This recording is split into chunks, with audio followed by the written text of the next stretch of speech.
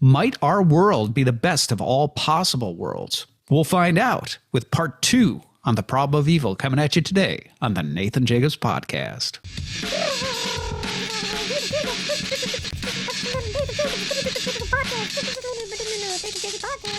Hey, welcome back, everybody, to the Nathan Jacobs Podcast. Thanks for joining me.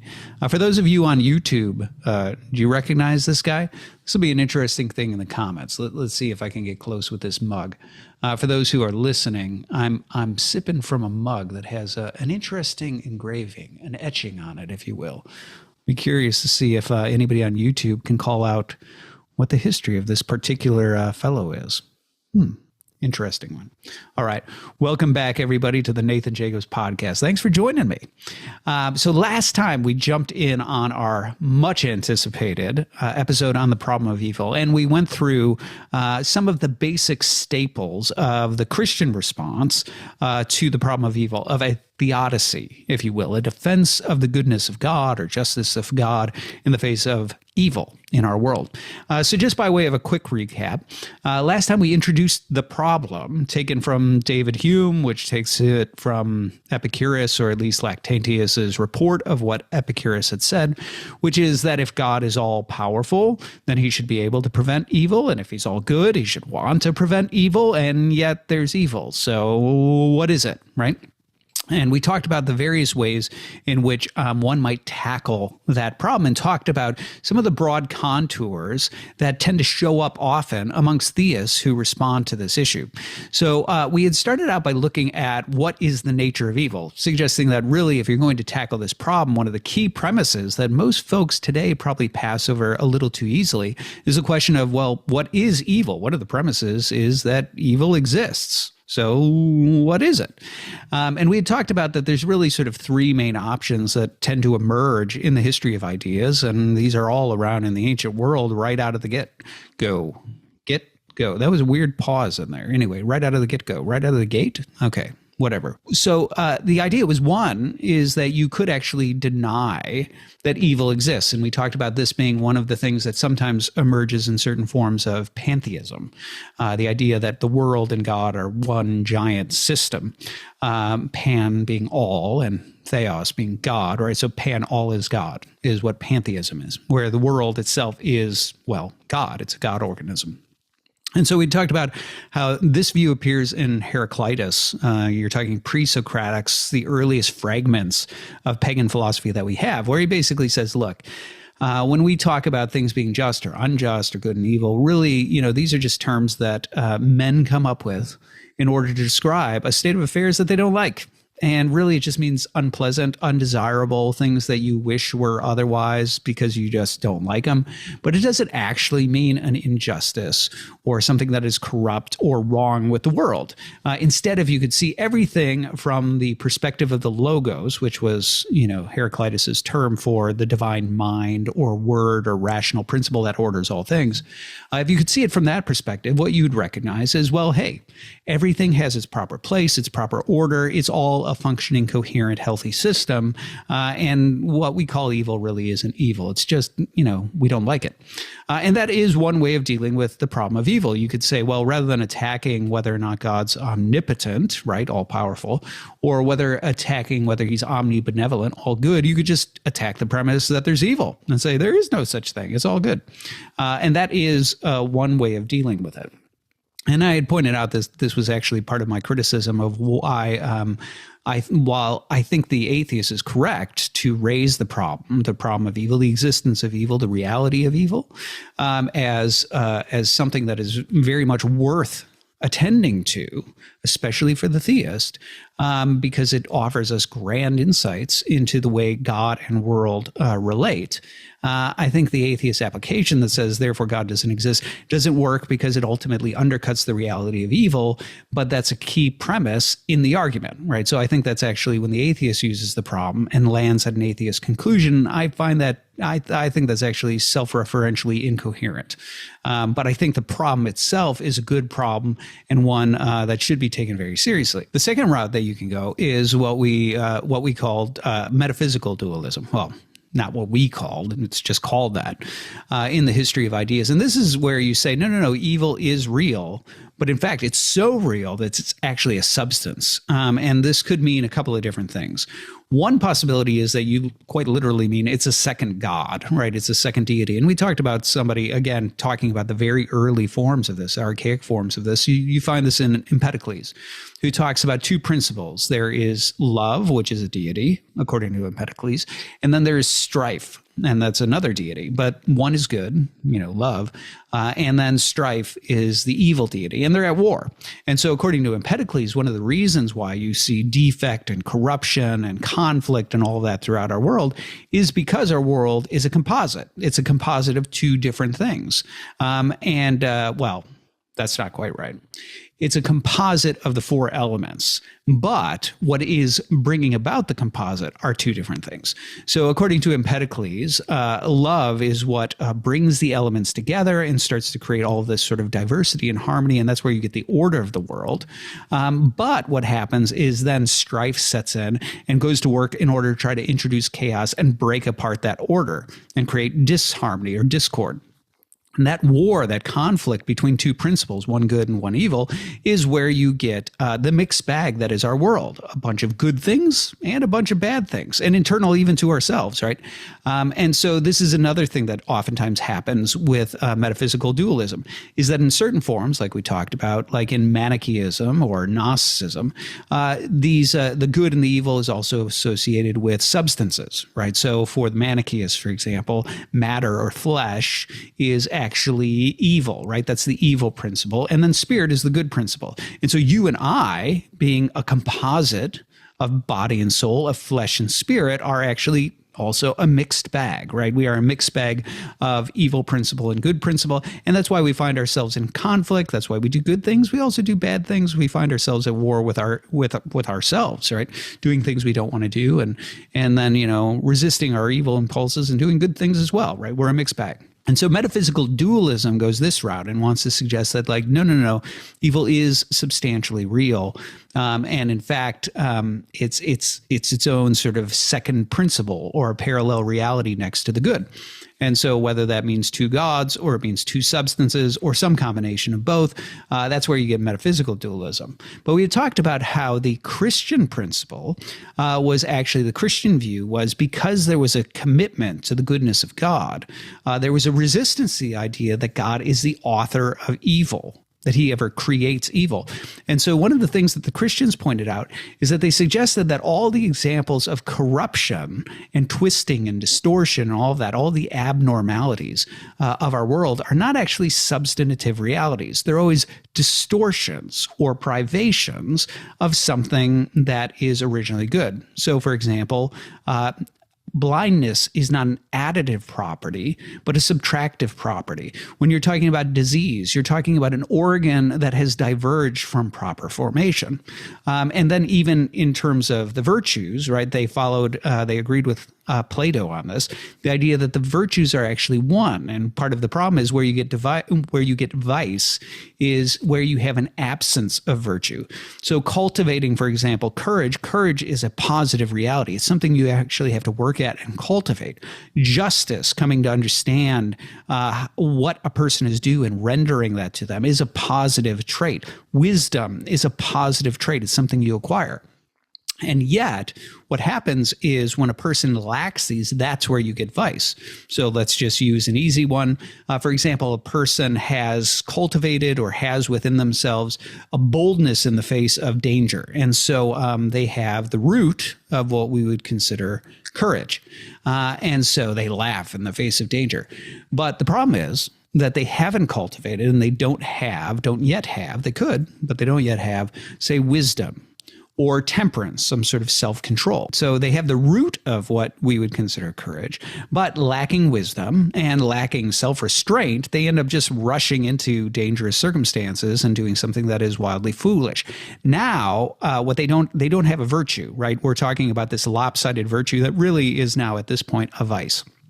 And so with Christians, whether you're talking about something like health versus sickness, if you're talking about something like virtue versus vice, what the Christians saw was the idea that in all of the evils or the corruptions, the positive reality is always the good. And when you're talking about evil, you're talking about some sort of privative or twisted or distorted or deprived reality. And so they always rejected the idea that that evil is actually a substantive reality. Instead, and in keeping with their commitment to the idea that God is good and even the good, God, all that God creates is good. It has an original goodness to it, but the world ends up twisted or fallen, right? So this is the fall of man, the fall of angels, and things like that. And so for the Christians, one of the things that you end up seeing is the idea that there is this good within creation, right? Specifically reason and free will that ends up introducing a divergence from God, a willful rebellion and divergence from God, which drags the cosmos into a distorted state. And that's the origin of evil. And so those were really sort of your three ways of approaching the question of what is evil. Either it's not, right, and you dismiss it, and then you've solved the problem of evil. There is no problem of evil because there's no such thing as evil. Or you embrace a metaphysical dualism where you have two principles. I won't go through what I identified as some of the problems with that, but I did identify in the previous episode, some reasons why I think that's philosophically problematic to embrace metaphysical dualism. And instead, then of course I advocated, those who know me know that I'm an Eastern Orthodox Christian, that's where my philosophical and religious journey ended up leading me. Go see my wild ride to Orthodoxy if you're curious how. Those who know that, of course, obviously I advocated for the Christian view, which is the idea that evil is actually a distortion or a privation or a twisting of something that is originally good.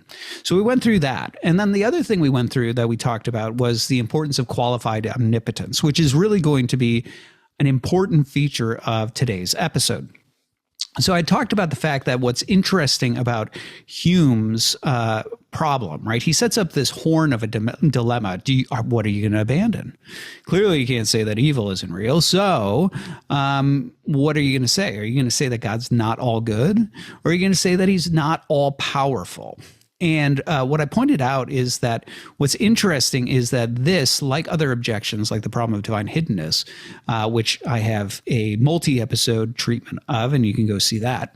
But I make the same point in there, that these sorts of indictments, these criticisms, right, these anti-proofs for God, something like divine hiddenness, something like the problem of evil, they really are moral indictments of God. So what they're suggesting is that God ought to do something that he's not doing. And in this sense, it's a moral indictment. So in the case of divine hiddenness, if God is really going to hold us accountable, if he's really that important to our life and our purpose in this world, then he should make himself more evident. He shouldn't be so hidden. And so that's really, it's an ought claim. He ought to have done that. So it's a moral indictment. And similar with the problem of evil. If God is really good and he is really all powerful, then he ought to prevent evil in our world, or at least prevent it to a much greater degree than he apparently does. I pointed out something that's obvious to us all, like the moment we become sentient, moral, self-aware beings, we end up recognizing immediately, intuitively, that moral responsibility, moral culpability requires two things. It requires the knowledge of what you ought to do and the ability to do it or not do it. And this is why whenever children are caught doing something wrong, they always reply either I didn't know, well, they might probably lie and say, I didn't do something wrong. But if they're caught red-handed, then the only defense is, well, I didn't know, right? Ignorance, or I couldn't help it. Somehow my will was impeded. And they intuitively recognize that if I did it and I knew I wasn't supposed to do it and I had the ability to not do it, then I'm morally responsible. I've got to like attack one of those premises. Not that they think through it in that sort of analytic way. It's just reflexive, right? We just know that. And I talked about how the fact that, when it comes to adults, we do the same thing. And incidentally, I talk about this a lot in the couple of episodes that we have on free will.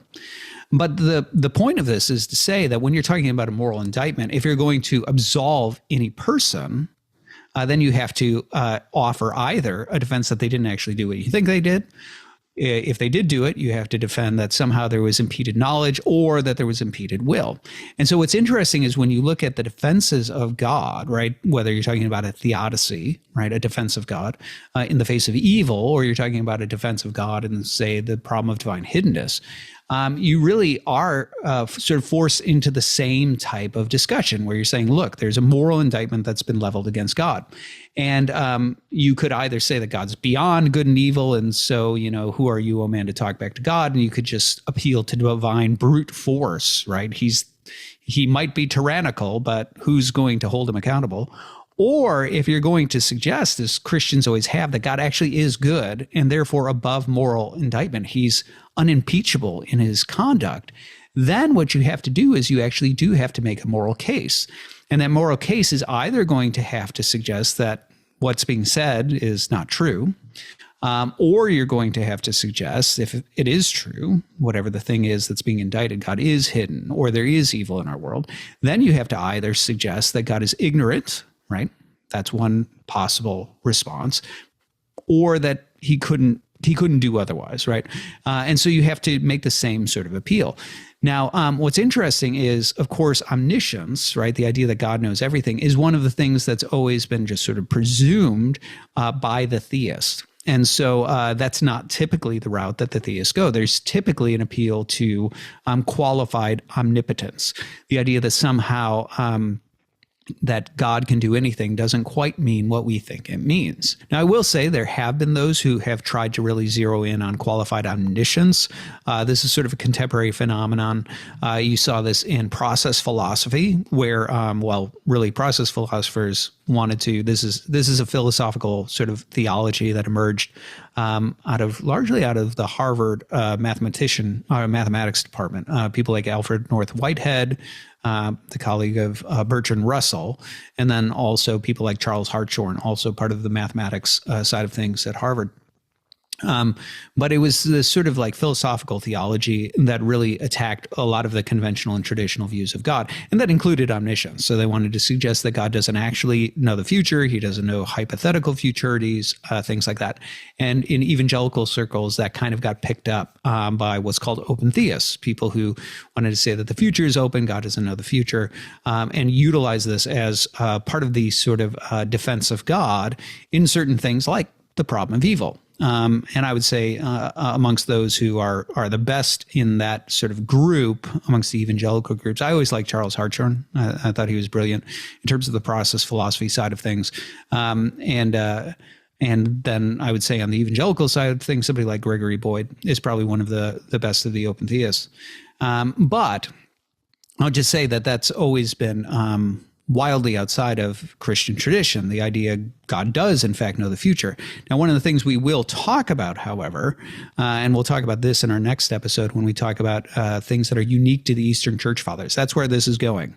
We talked last time about common staples. We'll talk this time about some of these sort of more peculiar insights that emerge specifically from Gottfried Leibniz.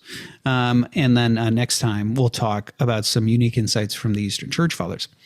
But we'll talk about the point I'm about to make here more next time. But suffice it to say that actually in the Eastern Church Fathers, and then in certain medieval discussions as well, it's not obvious that God does either know hypothetical futurities, and even if he did, that he takes those into account when deciding how to deal with us, or that he knows the future before he chooses to make a world that has a future.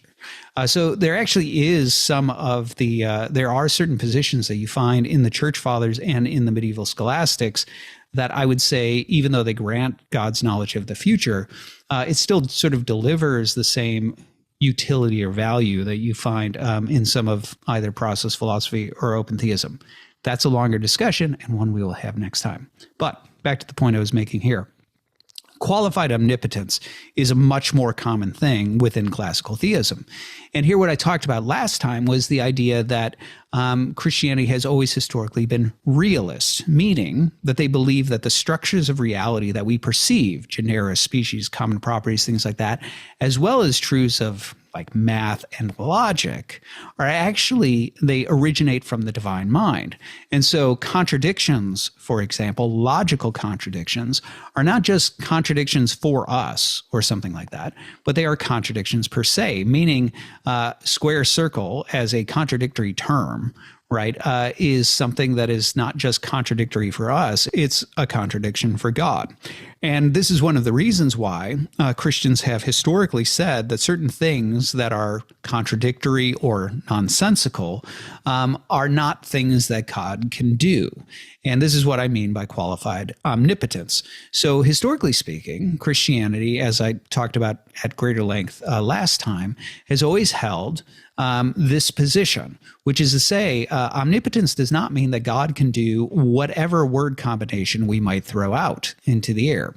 Instead, omnipotence has always mean that God can do anything, right? But nonsense and contradictions are not things. And this is the thing where I think a lot of people, well-meaning people, get tripped up. They tend to say, well, God can do anything. Of course he can do that, right? And name that. Make free creatures that never sin, make squares that are not squares, make a sinless world, make every combination of possible being, et cetera, et cetera. A bunch of things that we'll end up talking about here today. And they just want to say, of course, because he's God and he can do anything. And they just sort of declare that in this pious sense. But one of the things that needs to be understood here is that for the classical Christian realist, the claim that, God can't make square circles, or God can't make free creatures that are not self-determining, or, self-determining beings that he has determined to do certain things. One of the reasons they've always said he can't do that, or to choose a very historical one from the Arian Dispute, God can't make creatures that are immutable and incorruptible. He can't create a second God, right? Something like that. What's being said there is not that there's this group of thing, right? There's a category of thing. Here's a list of things that are possible things, but God just doesn't have the power to bring them about. Instead, what's actually being claimed is that in order to answer the question, can God, or in order to, let's put it this way, in order to meaningfully say God can do X, you have to first submit something for X, something coherent. And when you put together nonsensical word combinations, you haven't actually said anything. So if you say, for example, that God can create circles that are not circles, well, on the one hand, that sentence sounds meaningful, but a circle that is not a circle is actually just nonsense, right? That's just a nonsensical word combination. And so you're not really actually saying anything. You're not identifying a thing. Put more simply, in order to say God can do this thing, you have to offer a thing. And nonsensical, contradictory word combinations are not things. So the classical Christian view is that there are still logical boundary lines to things, to the possible. And so when we're talking about that God can do anything that's possible, there's still boundaries, namely logical boundaries. And when you're talking about nonsense and contradiction, you're not identifying a category of thing that God can't do. You're just saying those utterances that you're offering are nonsense. And as C.S. Lewis puts it in The Problem of Pain, adding God can in front of it doesn't make nonsense any less nonsense. So that's the thing that's being said there. And so qualified omnipotence has always been the traditional Christian view, which is to say that we all too casually and all too easily say that, of course, God could do this, this, and this. Why doesn't he? And it's not always so obvious that the things that we propose that God could do are actually things or even coherent suggestions. That's going to be a big focus of today's episode. So we'll get to that. But just quick, wrapping up this synopsis of what we went through last time. So we talked about the nature of evil as a privation. We talked about qualified omnipotence. And then with that, we moved into the free will defense, which really is sort of the centerpiece of most defenses of God, because one of the contradictions it goes to is the idea that you could have free beings who are not free, or beings that are self-determining, but God determines what they're going to do, something like that. And so at the center of that qualified omnipotence, at the center of saying, that certain proposals we offer up are nonsensical, the idea of God creating self-determining or free beings who he determines to always do good is a nonsensical suggestion. And for this reason, free will has always been identified as that capacity, as that feature of the world that in the Christian worldview introduces the possibility of corruption or twisting or fall. And so the Christian position has always been that God creates this vast chain of being, from very simple beings to very godlike beings. And the highest beings in that chain are rational, and that a feature of rationality is this self-awareness that allows us to assess what we deem good and bad, as well as what God has told us is good, and make a choice for ourselves about whether or not to adhere to what God has told us is good or rebel against it. Now, I had also talked about that in this feature, right? Even though reason and free will and rationality is good, it's paired in creatures inevitably with development and process. There's an important point that we'll come back to in the next episode, which raises the question of saying, well, doesn't God have free will? Is he corruptible? And we'll talk about that question in the next episode. But in the case of creatures, the answer is most certainly that we are corruptible, that reason is paired with a second feature. And that second feature is actually that we are developmental beings, that what a creature is, a metaphysical necessity, God can't make it otherwise, is something that comes into being. And in this sense, we move from non-being into being, or potentiality into actuality. We go through stages in development. And it's the pairing of reason and free will with development that opens the door for us to self-determine, either in accord with the good and move closer toward God and more in accord with what is our actual good as laid out and revealed by God, or to rebel against it and twist ourselves, and with it, the world of which we are a part. And this brought us to, a further component of a further common staple of the traditional defense, traditional theodicy, which is the concept of God's permissive will, which is to say that even though God never wills evil affirmatively, he repels it, he does not will it. You name a good, he wills it. You name an evil, he repels it. The fact of the matter is that our world is complex. And there's certain ways in which certain goods and evils end up entangled. Again, this is going to be a heavy focus of today's episode. But what we talked about quite simply is that, free will is one such example of this.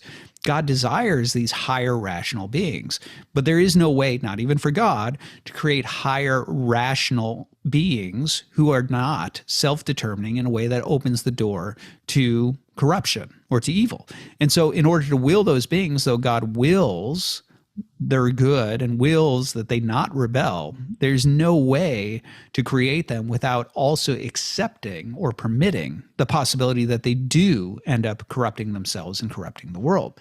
And so we talked about what's called the antecedent and consequent will of God. The idea that antecedently, when you consider any good, God wills it. When you consider any evil, God repels it. But the fact of the matter is, consequently, when it comes to the complex nexus of goods and evils that comprise our world, God oftentimes has to forgo certain goods that he wills and permit certain evils that he wills not, because they end up entangled. And again, concomitance, this entanglement that we're talking about, which is called concomitance, that's going to be a heavy focus of today's episode. But we touched on that. And then finally, the last thing that we touched on was this idea of considering the whole and the importance that in Christianity and really all world religions, but in Christianity especially, there's a notion of an eschaton. There's a notion that this is headed someplace. And that part of where it is headed is ultimately a final judgment in which God, rewards the righteous and punishes the wicked and sets things right, and all things are made new, and so on. And so part of the problem being that oftentimes we tend to make a judgment about the evils of our world based on only a certain sliver of time or our limited experience here and now, as opposed to looking at it in the light of the completed story in eternity. Okay, so that was all the stuff we went through in the last episode. And like I said, I touched on those things because those are sort of the common staples that you find across really all theodicies. You look back at, the early Latin church fathers, you see it there. You look at the Eastern church fathers, you see it there. You look at the medievals, you see it again. You look at modern philosophy, people like Leibniz, and you find it there. You jump into contemporary philosophy of religion. All these things echo there, and people like Eleanor Stump or Richard Swinburne or Alvin Plantinga. And so when I say that these are staples of the of the Christian response to the problem of evil, I really do mean that these are common threads that show up again and again and again. And I think there's legitimacy to all of them.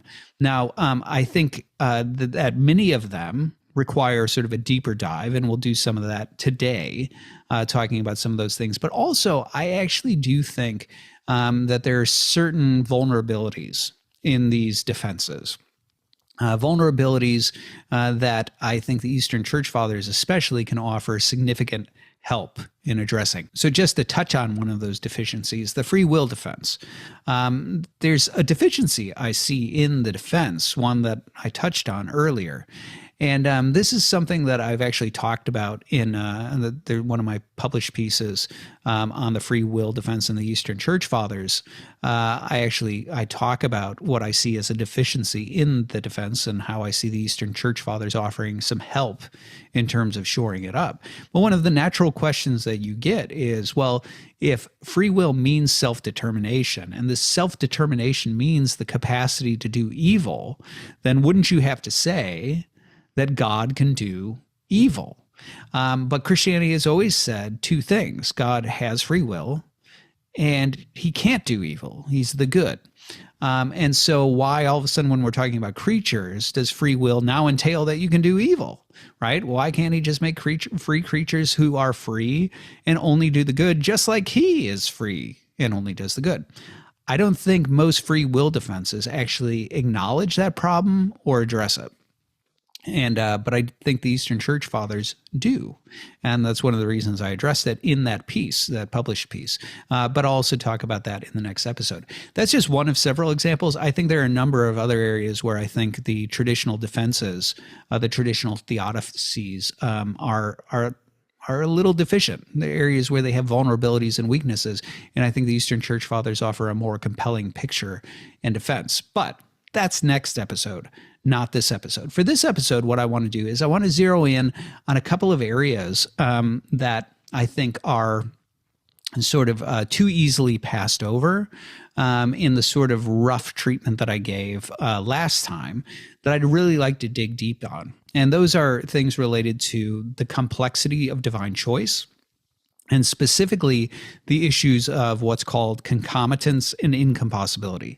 So concomitance means when two things are conjoined, right? That they somehow end up inextricably entwined together. That's concomitance. And incompossibility means where you have two things that on their own are possible, but you can't bring about simultaneously. They are incompossible. It always sounds like I'm talking about Kim Possible or something like that when I say it, but incompossible came before Kim Possible. Anyway, the point is that I think these doctrines of concomitance, the problems of concomitance and incompossibility, are something that we rarely fully appreciate, but they're really important in understanding how truly what it means to talk about qualified omnipotence. And since that's such an important feature of the response to the problem of evil, I really want to spend some time to really sort of try to put some flesh, as it were, on the on the challenge of concomitance and incompossibility. That's one thing. The other thing I want to look at, which I think is again something that's underappreciated, I mentioned this in passing in the previous episode, is goodness. Sometimes when we talk about evil, there is a tendency to almost become myopic, where we only talk about the blemishes upon our world and we don't consider the vast goodness of our world. And I think that's a problem because I think the goodness of our world is an important feature of, well, why would God make a world in which evil is permitted? And so I want to talk about that as well. And so let's start with the latter, with this, with the fact of goodness. All right. So those who have listened to me regularly, you've probably heard me talk about the great chain of being. I've touched on it here already. But the great chain of being is this concept that emerges in pagan philosophy originally, and then it ends up echoed in Judaism and Christianity. And the basic idea is that when we look out into our world, what we see is a hierarchy of beings. Obviously, we see a diverse set of beings with various properties, right? Various types of being, various species and genera. But also with genera, what we see is there's a certain overlap or intersection, right? We share certain properties with other types of species. We're bipedal, other things are bipedal. And that's how you get the concept of genera, where there's certain unifying properties, and yet there's also what Aristotle would call a specific difference, right? Something that sets this species apart from other types, within that genus. And so what the ancients recognize is that we are part of a world system, right? This world system that seems to be one giant organism, cosmic organism. various types of things that cohabitate, right? That coexist, and yet there's this vast diversity and yet harmony between the beings that are there. And the great chain of being is the suggestion that what you also see within the cosmos is you also see a hierarchy of beings. So you see what later the medievals use the term perfection, which actually has a variety of meanings amongst the medievals, but the ones that's useful in this context is the idea of a property that, you're greater if you have than if you lack. Right. And so it is a perfection or a power, a positive additive ontological trait of some kind. And so when you're talking about the chain of being, what you see is things that are very low in the chain, like rocks, right, where they're not alive. They're not sentient. They're not rational. They're not free. They're not capable of movement, right? Self-propulsion, locomotion, things like that. And so rocks are beings that exist, and they're not God. And that is nothing to be sneezed at. That's quite something. But what we see is that then we look around and we find other beings, like, let's say, plants, that share overlapping traits of being, of existence with rocks. But what they also have are these other additive properties, these other perfections, like life. They're alive. They grow. And then what we see is we find other beings like animals who share these overlapping traits with plants where they're alive and they grow, but they also have a certain form of sentience. And with that sentience, they also have a capacity for self-movement, self-propulsion, locomotion, right? That they're animated beings. They're capable of moving about at their own sort of, let's call it will, even though it's not a rational will. And then what you see is the introduction of man higher in the chain, where we are a type of animal, but we also have this trait of reason and free will, which carries with it this odd thing of self-awareness. And that self-awareness allows us to assess and abstract features of reality, understand the underlying structures of reality, and make assessments of whether or not we want to conduct ourselves in accord with those structures or in a different way. We have this self-determination, right? This reason and free will. And then if you believe the psalmist, we are created a little lower than the angels, right? So you have within Jewish and then Christian tradition, you have this notion that you have this hierarchy of beings. And obviously you have this in paganism too. They were called the gods. And so you have this notion that there are spirits or immortals, right? Beings that are somehow not organic, and they have overlapping traits with us, but they have superior powers, including immortality and things like that, that ascend upward. And in this sense, they are rational beings that are higher in the chain and even more godlike than man. And so this was the concept, right? That what you have is you have this chain of beings. Not only do you have this cohesive cosmic whole where you have all this diversity of being that coexist, but you also have within this a hierarchy, right? Beings of ascending, compounding perfections, right? Moving from bare existence into things like life, into things like sentience and locomotion, and into things like reason and free will, self-determination, and a form of immortality, and so on. And so this was the ascending or descending, depending on which way you're looking at it. For the Neoplatonists, descending, since God radiates out and sort of like pours forth into the world. Christians, ascending, right? God lifts matter up from the primordial potentiality into being. But you have this chain of being, right? This hierarchy of higher and lower beings, from the most godlike to the least godlike of all beings. Now, critical to this idea, and this is the part that's most relevant when you're talking about the problem of evil, is the idea that that God is the good. Now, with this, you get the concept that this is something that is transcendent, that it is not finite, that it is not circumscribed or apergroptos, if you want the Greek term. Now, what that means is that there was this recognition that all things participate in goodness in some measure, right? We can look around and we can say pleasure is a good, right? We can look around and say structure is a good. We can look around and say harmony is a good. We can identify the goodness of a certain color or something like that. We can identify all sorts of different goods or of perfections. And yet what we can't do is we can't pinpoint or identify one finite trait, like goodness is to be linear, or goodness is to be bipedal, or goodness is to be a certain color, or something like that.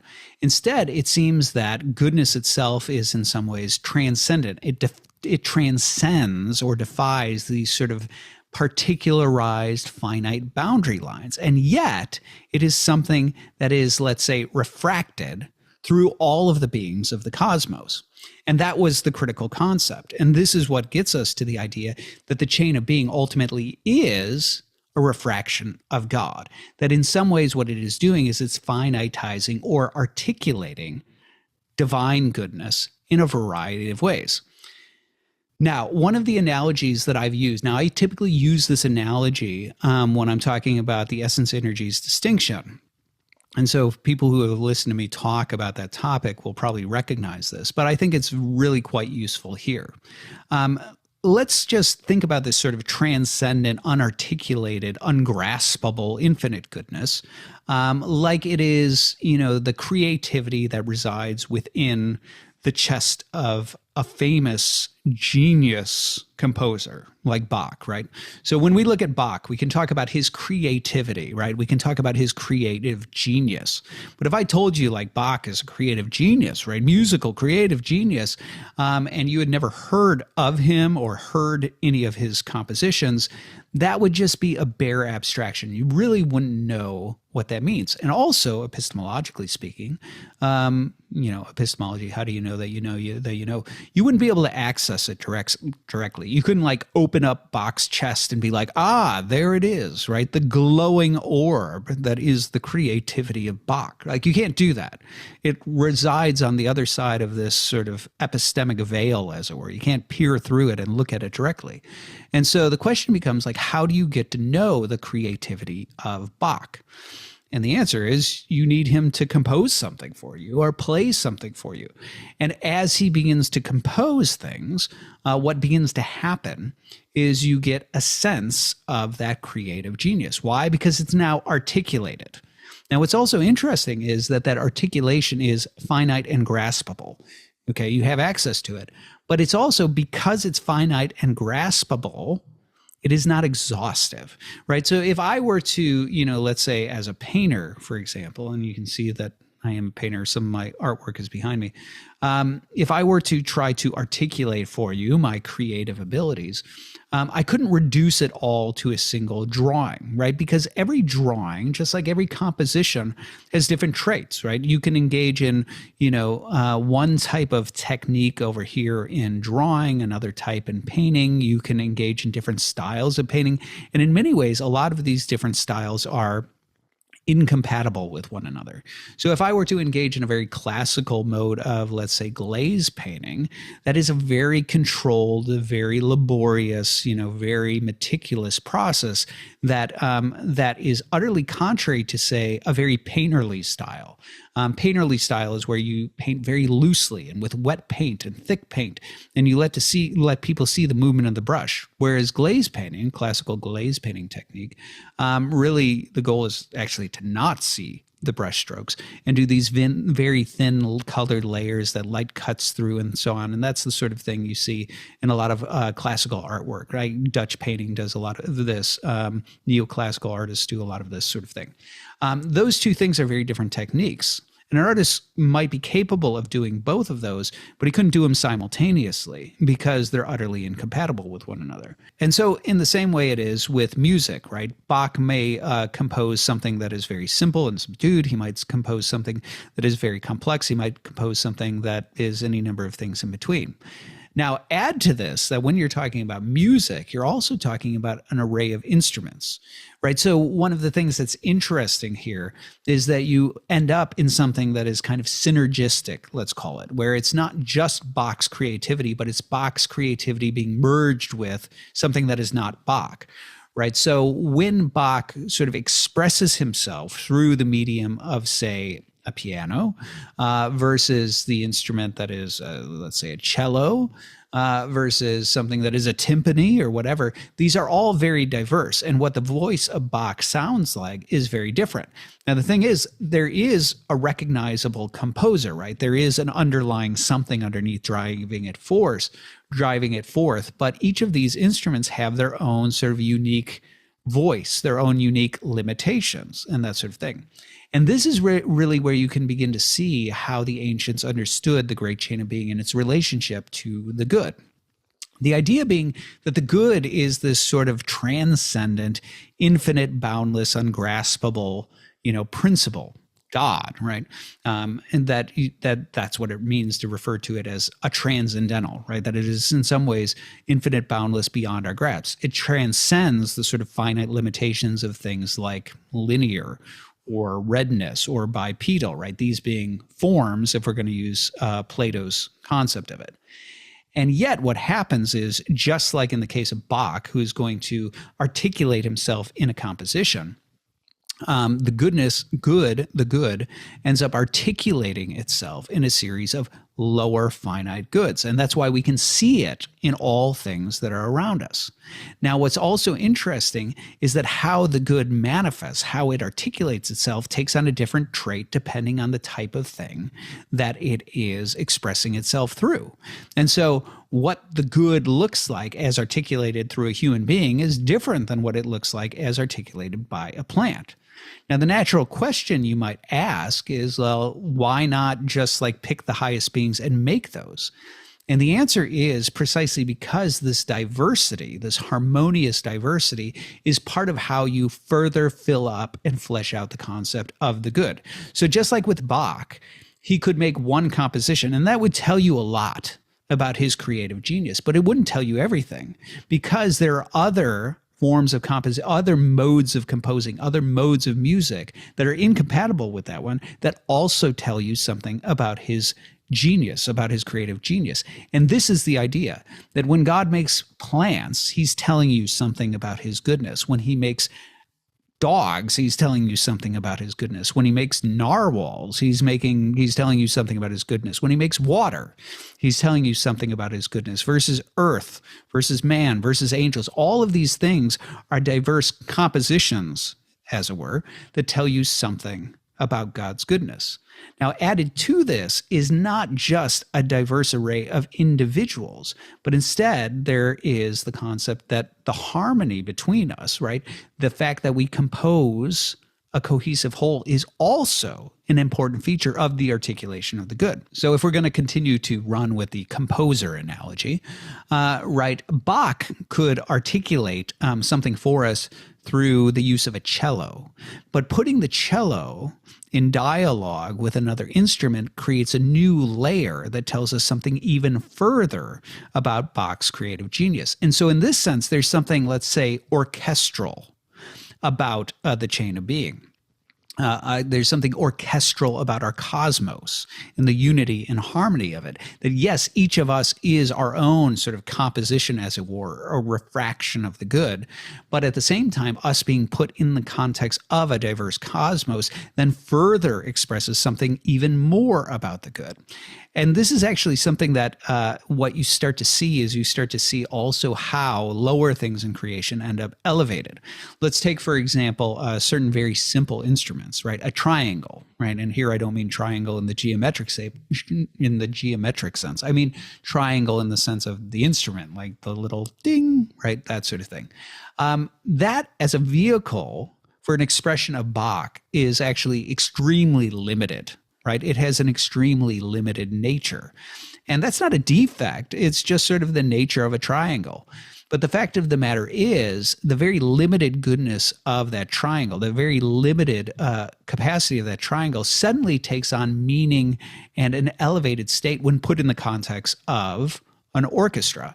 When it's put in the context of the orchestra, now it has a role to play where it somehow ends up being elevated. Its capacities haven't changed, right? But being as it is part of a larger composition, its good now has sort of an elevated state. And it becomes, it has a greater share, as it were, in the genius of our composer Bach.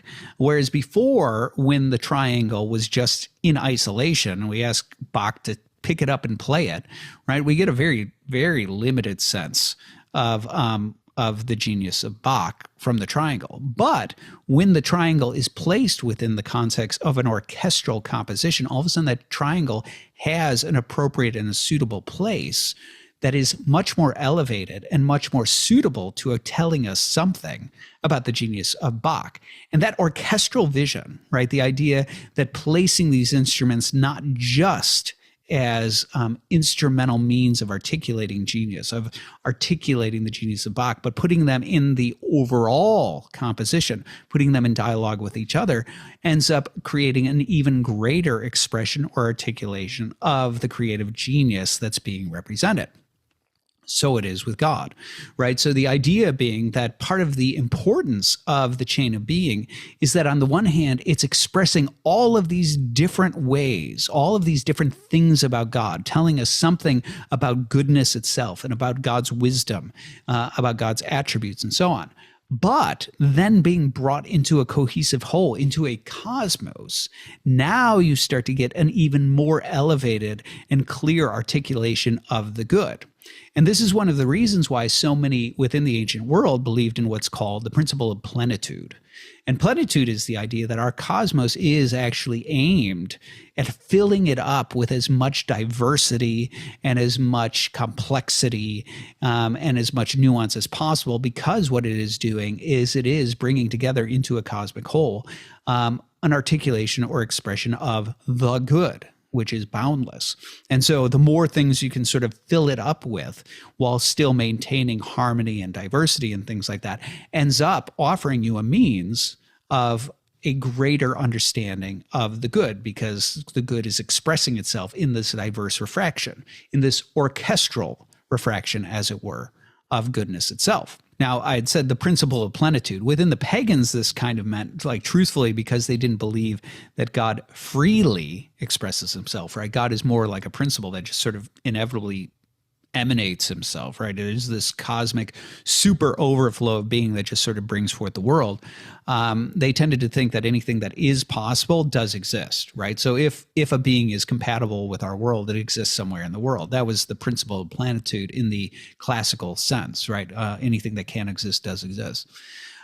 Whereas the more Christian conception, the Jewish and Christian conception, believing that God actually is a person who makes choices, denied that there is a certain necessity to what exists. God chooses to make the world, and he chooses, like Bach chooses what to compose, he chooses which world is sort of the best orchestral expression of his own goodness.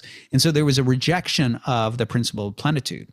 And also in somebody like Leibniz, what he points out is that the challenges of incompossibility and concomitance, the idea that certain goods might not be compatible with other goods, also opens the door that God has to make choices, that he can't just make everything that he might want to make. We'll come back to that point in a second, but I don't want to miss the point here regarding goodness. One of the things that this classical conception recognizes is that our world is teeming with good, right? That when you look at the complexity and the beauty and the diversity and the harmony of our world, there's fathomless, boundless goodness. And this is something that Leibniz himself points out, actually in a way that, contemporary people with the benefits of modern science actually can better appreciate.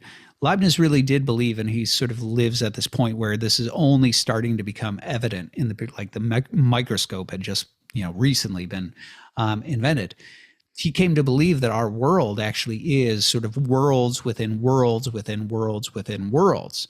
In other words, he had a growing appreciation of how vast the cosmos is in a large sense, but also how many small cosmoi there are within us, right? The idea that within a larger being like you or like me, there's an entire world of smaller beings. And those smaller beings are composed of smaller beings still, and so on. So when you begin to appreciate this and recognize that being itself is good, and you recognize how truly diverse and complex and vast our cosmos really is, and you start to see all of those different expressions as some articulation of God's goodness and his wisdom and his intelligence, what you begin to recognize is that, yes, there may well be evil in our world, and we'll talk about that, and that's something to be taken seriously.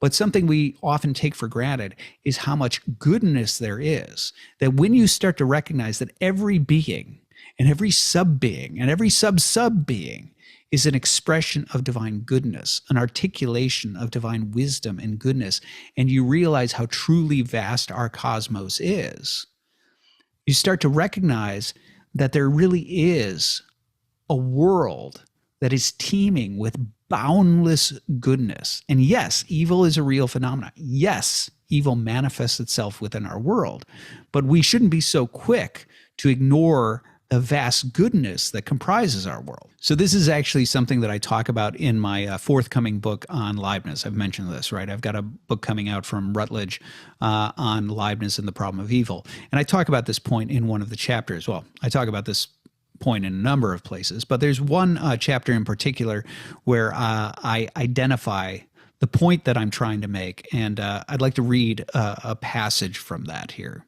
Quote, "Each link in the chain of being has a share in perfection, from the most humble to the most sublime, and each being conveys something of the perfection of God, filling up the concept with its own unique contribution.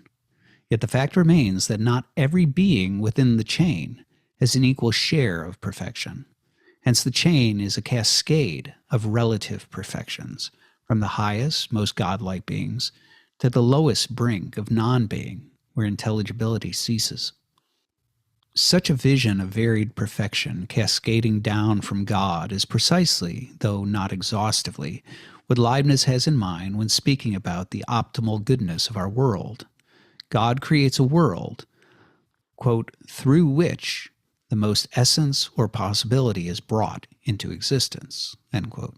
The profundity of the point is easily lost to abstract philosophical jargon, placing goodness at a severe disadvantage relative to the evils catalogued by an objector, like Ivan Karamazov.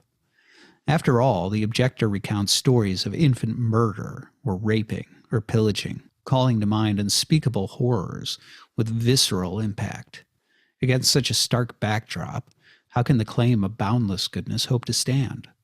Surely it cannot, at least not in purely abstract terms. To fortify the point, we would do well to call to mind the equally visceral examples of goodness. To tangibly grasp Leibniz's point, a reader should close his eyes and call to mind the beauty of his infant child asleep in his arms, to recall his lover laughing in a field while her hair blows in the wind and glows with the light of the sun, to remember a sublime landscape he saw when reaching the summit of a mountain, or the endless cool waters that washed over his feet when standing upon the beach, or to call to mind a song so full of beauty that it fills him up until tears pour forth from his eyes. Such palpable beauty, the sort that raises men to the ground, is the beauty of being, which fills up every corner of our world, even in those all too common moments when we are blind to it. This is the substance of goodness about which Leibniz and his Christian predecessors speak." End quote. Now, the reason I bring this up is because I think there's a certain myopia that sets in when we deal with the problem of evil. In other words, there's this tendency to fixate on evil itself and quickly zoom past or fly past or ignore the goodness of our world. And the entire point of the chain of being, the entire point of chain of being reasoning is to point out that we live in a cosmos that is teeming with boundless goodness, that everything around us is this vast nexus of the articulation of the good. Now, that's not to diminish the evil that might set in. It's not to diminish pain or suffering or the horrors that set in our world. But it is to say, before looking at those horrors, right, before looking at the pain and the suffering that might follow, it's important to recognize the boundless goodness that is also part of our world. So one of the things that I notice, for example, is that nobody asks the problem of evil when they say are in love, right? Suddenly they don't sit there and say, when somebody has encountered somebody and they're like, I'm in love. I think I found the love of my life. I want to marry her, right? Like nobody in that state goes, how could God make a world of this kind, right? Because they're smacked in the face with the reality of the goodness of it. When somebody has a newborn child and they're holding in their arms the living, breathing enfleshment of the love between them and their spouse, right? They're not sitting there saying, how could God make such a world as this? Because they're staring in the face of this sort of incarnate goodness that is deeply overwhelming. When people reach, the end of a story and they're weeping at the beauty of that story, they don't sit there and say, how could God make such a world as this? If they say that in those moments, it's actually an expression of the boundless, overwhelming beauty and goodness of our world, which does happen. Let's not deny it. We know what it's like to be overcome with joy, to be overcome with love, to be overcome with beauty, and say the goodness is overwhelming. That is a real feature of our world, and I think we very quickly move past it. And in fact, I would even here echo a point from Leibniz, which Leibniz points out that he suggests that there is an exaggerated sense of evil in our world. Now, I know that's probably going to upset some people because they'll say, like, the Holocaust, you think this is exaggerated evil? Or the horrors of war and how many people have died in, Ukraine? And, how could you possibly say that? Or this person who was raped, or this thing that happened to this child? And they'll sort of usher forth in an Ivan Karamazov fashion, right, the sort of horrors that beset our world and blemish the face of our world. Those of you who haven't read the Brothers Karamazov, Ivan Karamazov has this lengthy speech where he talks about the evils that befall our world. And he recounts horrible stories of Turks, like murdering children, things like that. And so there's a tendency to usher that forth and say, you think those are diminished? No, those are horrifying. And they're as horrifying as we think they are. That is not my point. But my point, which is really Leibniz's point, is this, that we have a tendency to live in some ways numb to the realities of our world, to the goodness of our world. Because as Leibniz points out, the baseline of goodness is not actually falling in love, right? That elated, overwhelming sense of goodness, that sort of goodness that slaps you in the face, that's not baseline goodness. Health, as Leibniz puts it, is goodness when you're talking about something that's just well-formed. And I'll give you an example of the sort of phenomenon that he's talking about here, where I say, we have a tendency to underappreciate the goodness of our world. I had an experience, I forget, it was probably 6 months ago, something like that, where, I woke up and some speck of sleep had managed to get underneath my eyelid. And it was extremely painful. It was extremely annoying. I couldn't open up my eye. It's watering. I'm worried it's scratching my eye. And this went on for like a full day before I was like, I can't get it out, and I can't deal with this. I've got to go to an eye doctor. And sure enough, they managed to get it out. And it's this speck that you're like, this is the cause of all that pain and suffering, all that. But what I noticed is that for the next couple of days, I thought, wow, this is what a normal eye feels like. I suddenly had this great appreciation for just my eyes functioning normally and not being in pain because I had spent a whole day with this acute pain. And this is the point that Leibniz talks about, that he actually draws the point from Lactantius. But he actually points out the fact that, there's a real sense in which we cry out, how could God make such a world as this when we have an acute pain from, say, a toothache? But prior to that, let's say you got it and you're 40 years old, right? You had 40 years of health in that tooth. You never gave that tooth a second thought. And the reason is because you took for granted that it was healthy and that it was whole and it was properly formed. It's only now that there's a divergence from that baseline goodness that now it becomes the source of attention. Now it evokes this cry of how could God make such a world as this?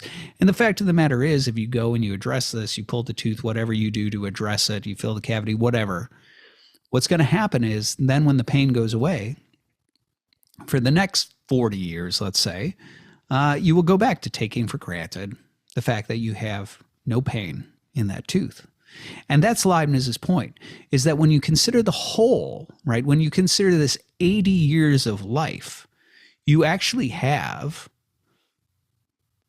nearly 80 years of goodness, nearly 80 years of health. And it's that very acute, small, short season in that tooth that arrests your attention that makes you indict the whole of the 80 years, right? That's the moment where you say, how could God make such a world as this? And as Leibniz puts it, there are more houses than prisons. In other words, his point is to say that when we consider the vast goodness of our world, the majority of our world is good. Evil is a blemish that punctuates itself upon, the earth at certain times in certain places, and not even all the time and in all places. We can't truthfully say that the whole of our life, the whole of our days have been evil. It's the very specific moments that arrest our attention that are the evils that beset us. And that's Leibniz's point. And then, of course, if you were to take this into the larger picture of what Leibniz talks about in terms of, Leibniz is a Christian, so he believes what I talked about last time, that there is an eschaton, that God will set things right, that God will reward the righteous, and he will punish the wicked, and all things will be made new, and the world will be set in order, and all will be well.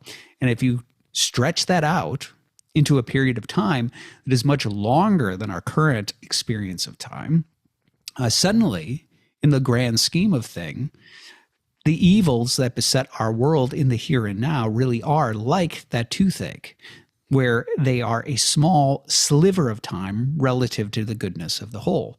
There's something that I think really illustrates this quite nicely in the Lord of the Rings, right? So in the Lord of the Rings, if you want to harken back to the Peter Jackson films, you have this moment where Gandalf comes back, right? And he's no longer Gandalf the Gray, he's Gandalf the White. And there's this moment that I love that I think illustrates this so well, which is they greet him as Gandalf. And he has this moment of recollection where he says, Gandalf, yes, Gandalf. That's what they used to call me, Gandalf the Grey, right?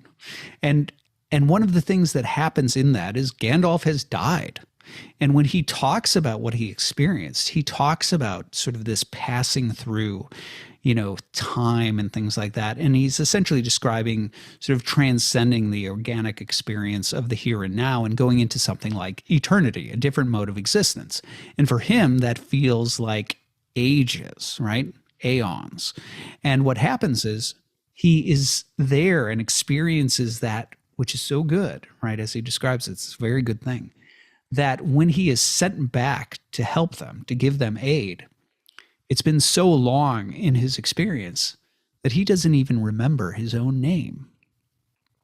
And there's something about that that's very instructive. The idea that somehow, in the grand scheme of things, if you and I are really made for eternity, if you and I are really beings that at some point when we leave this mode of organic existence, we'll continue to endure for aeons, at some point, the memory of this place and of the pains that are here will be fleeting.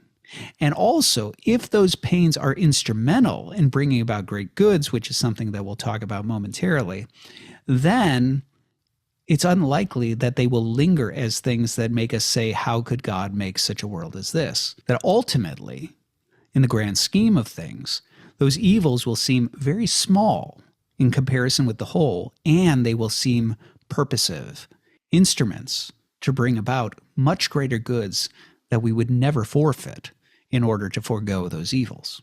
Okay, I'm getting ahead of myself. Let's return to one of the things that I promised that we would talk about today, which is the complications of divine providence, the complications of divine choice, or qualified omnipotence. So I'd mentioned this concept of concomitance and incompossibility. The idea, concomitance, being that two things are somehow conjoined. You can't separate them out. To bring about the one is to bring about the other. To forego the one is to forego the other. That's concomitance, two things conjoined. Incompossibility being two things that are incompatible. This one is possible, that one's possible, but to bring them about both at the same time is incompossible. Those are two incompossible possibilities. And I think one of the things that that is important to understand is how vast the realities of concomitance and incompossibility are, especially when talking about the divine will and divine providence. So I had mentioned last time in passing when I was talking about divine permission, and I was talking specifically about the antecedent consequent will of God, I used a simple sort of analogy that was taken from Leibniz, where I talked about, a guard who's standing watch and he knows that the town might be invaded. And so he's got to stay at his post, but he also knows that two guys in this bar might kill themselves if he doesn't intervene. But he has to choose, right? Because he can't do both. He can't stay at his post and stop the fight from there. And so he ends up having to choose to let, the two men fight and kill each other for the good of the town. And I use that as an example of the antecedent and consequent will of God. The idea that antecedently, in the case of our guard, right, he wills both of those things to protect the town and to stop the two men, but consequently he has to choose because he can't bring about both. And that is an example of this sort of complex intertwining of possibles that force certain choices that that ultimately don't reflect our desires and what we would ultimately will, right? In the case of our guard, right, he wills both things, but he can't bring about both things. Now, I think one of the things is that those sorts of analogies, we can imagine circumstantial analogies like that, but we fail to see how interconnected and interlocking and complex our world really is. And I think bringing that to light is an important part of about talking about qualified omnipotence. So let's just take, for example, one possible being, one simple question about, is it possible for God to do this? And see how this starts to unfold into a complex nexus of concomitance and incompossibility. So let's ask a question. Could God create a human being? And, obviously we sit here and we say, well, yeah, obviously he has. And so, yes, of course, he could create a human being, or human beings, if you want, multiple members of the species. Okay, so yes, God could create a human being. But let's not even go multiple members. Just, can God make a human being? Yes, okay. But one of the things when we say that so simply is we fail to consider the fact that a human being is contingent, not just upon God, but upon other things. To make a human being is to make a being that requires oxygen, because we're aerobic, right? Something that needs water, right? Because we need to be hydrated. We need temperature control because we die unless, the temperature remains in a certain range. We're bipedal, so we need something to stand upon, right? We need food for our digestive system. And it needs to be food that is suitable to our digestive system, and so on. And then you could go into all the other sorts of things like, sunlight and whatever else. So what's interesting is once you say, well, okay, God could make a man, right? Could he make a man? Yes, he can make a man, but he's going to also have to make for that man an environment that is suitable to him. So terrain, food, oxygen, temperature control, right? Light, etc. And now I can anticipate an objection, and there's sort of like two forms of the objection. One is to say like, well, couldn't he make a man who doesn't need any of those things? That's one. And then the other form is, couldn't he make a man and then sort of like miraculously sustain him without making any of that stuff? To the first question, I think it actually lands into contradiction. Man by nature is bipedal. We do have eyes, we do have nose, we do have like the digestive system we are aerobic beings, etc. And so the idea of saying a man that doesn't need those things is like talking about a square that doesn't have four sides. So I think that suggestion is actually inherently contradictory. Now, as for the other one where he says, well, could he make a man, but then he just sort of like miraculously sustains him without any of that stuff that he needs. Well, Leibniz actually points out here, and I think quite rightly, that one of the things that we notice in God, and I've talked about this before in, I forget which episode it was that I talked about it in, but I touched on the concept of miracles, and I pointed out, I think it might have been in the context of divine hiddenness, maybe episode 3, not sure. Anyway, I talked about the idea that when it comes to miracles, one of the things that's interesting is that God actually does operate in accord with the order of things. What we see about nature itself and even about miracles is that miracles tend to move a thing back towards wholeness and its proper form. So if we think, for example, yes, I think this was in the Divine Hiddenness episode, where I talked about something like if you had brain cancer, something like that. Then what you end up having is and God decides that he's going to work a miracle and he's going to heal that cancer. And you have stories like this. One of the things that happens there is what you don't see. You do see stories where God works a miracle and all of a sudden like the brain tumor is gone and the person is healthy and whole. But notice that in that miracle, what's happened is the order of nature, the brain has been moved actually back toward its natural state. What you don't see happen is that God says, well, let's remove the brain and with it the cancer and you'll miraculously function without a brain. That's something that you don't see. In other words, God doesn't violate the order of nature. His work within even miracles is to move things back toward the proper order of nature. And this is one of the things that Leibniz points out, is that he suggests that he disapproves of the notion that God would work by perpetual miracle, because a miracle, by definition, is not a law, right? And so once you start to make a miracle, sort of a perpetual miracle, you're not actually talking about a miracle anymore. You're talking about a law of the cosmos or something like that. And so Leibniz thinks there's something inherently contradictory in the notion of a perpetual miracle, because now you're talking about a miracle that's not a miracle. It's just a law of the universe. And so when you're talking about this, if you were to talk about a man who God creates and miraculously sustains without any of that surrounding environment, first of all, I'm not even sure what that would mean. Are we talking about the environment is cold, or is it hot? It's too cold, it's too hot, or he's just sort of like miraculously keeping it without sunlight at that temperature? First of all, I'm not even sure what the proposal necessarily is saying.